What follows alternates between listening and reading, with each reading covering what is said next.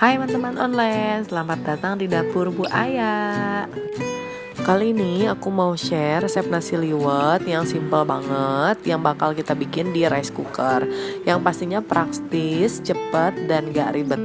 Kalau kalian pengen tahu gimana cara aku bikinnya dan apa aja bahannya, tonton terus video ini sampai selesai. Dan jangan lupa untuk klik tombol subscribe buat kalian yang belum subscribe, bantu channelku agar terus berkembang ya.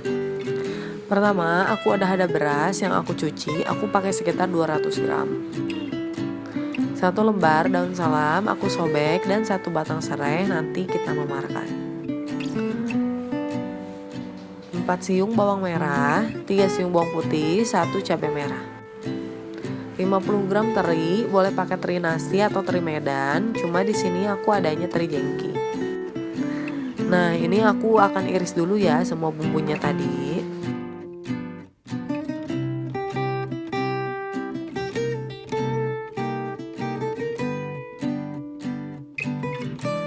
Sekarang aku tumis dulu salam dan serainya biar aromanya keluar.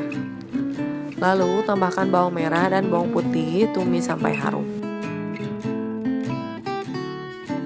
Kalau sudah harum, baru tambahkan cabai iris dan terinya.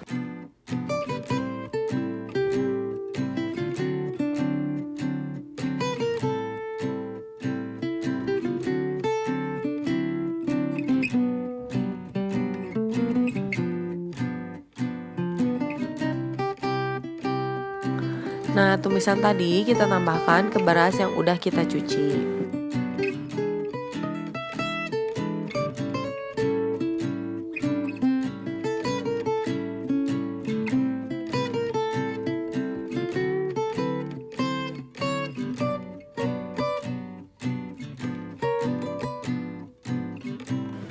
Tambahkan air seperti masak nasi biasa sambil kita aduk merata.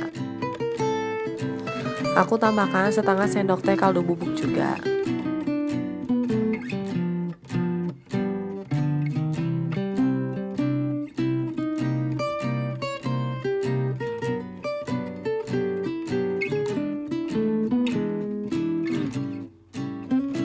Nah, kalau udah rata, aku akan masukkan ke rice cooker dan kita tunggu sampai matang.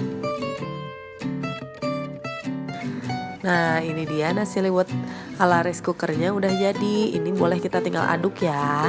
Simple banget kan? Selamat mencoba ya.